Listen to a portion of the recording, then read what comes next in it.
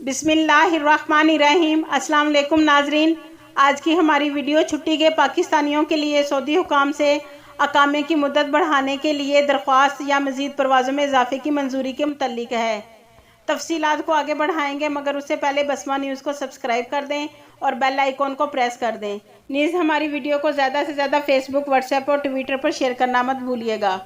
وزارت برائے سمندر پار پاکستانی کے مطابق سعودی عرب جانے والے مسافروں کی بڑھتی تعداد کے پیش نظر اقامے کی مدت یا پروازوں میں اضافے کی منظوری مل جائے گی۔ وزارت کے ترجمان نے اردو نیوز کو بتایا کہ سعودی عرب اور پاکستانی حکام کے درمیان اگلے ہفتے ویڈیو لنک کے ذریعے اجلاس میں اقامے کی مدت میں اضافے یا پھر پروازوں میں اضافے کی منظوری لی جائے گی۔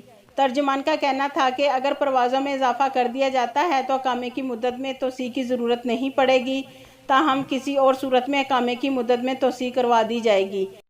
وزارت برائے سمندر پار پاکستانی کی جانب سے جاری بیان کے مطابق سعودی نائب وزیر برائے انسانی وسائل عبداللہ بن نصیر ابو الثانی نے ہفتہ وار مشترکہ وزارتی اجلاس میں پروازوں اور کاموں کا معاملہ اٹھانے کا وعدہ کیا تھا۔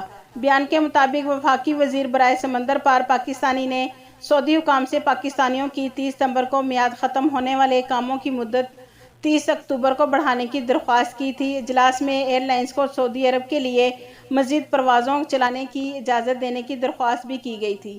سعودی وزیر کا کہنا تھا کہ اگلے ماہ پاکستان کو لیبر قوانین میں ترمیم کی ایک بڑی خوشخبری سنائی جائے گی۔ یاد رہے کہ سعودی عرب جانے والے مسافروں کو ٹکٹ کے حصول میں مشکلات اور محدود پروازوں کی وجہ سے ایئر لائنز میں نشستوں کی عدم دستیابی اور کرایوں میں اضافے کا سامنا کرنا پڑ رہا ہے۔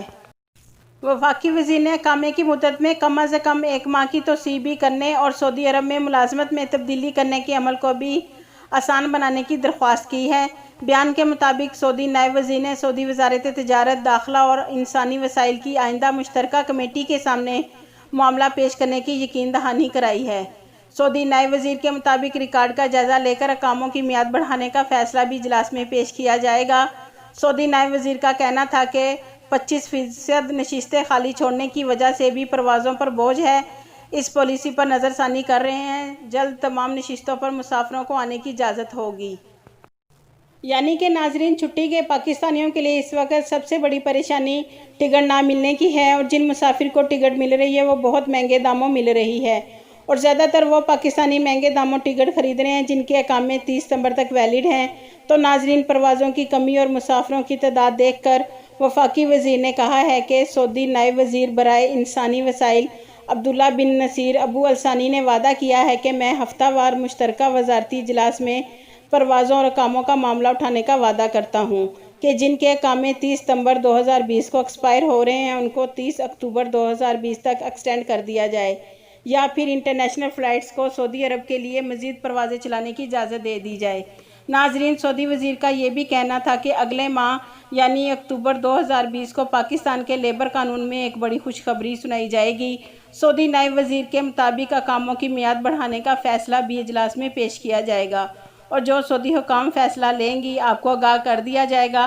آپ کے قیمتی وقت کا شکریہ۔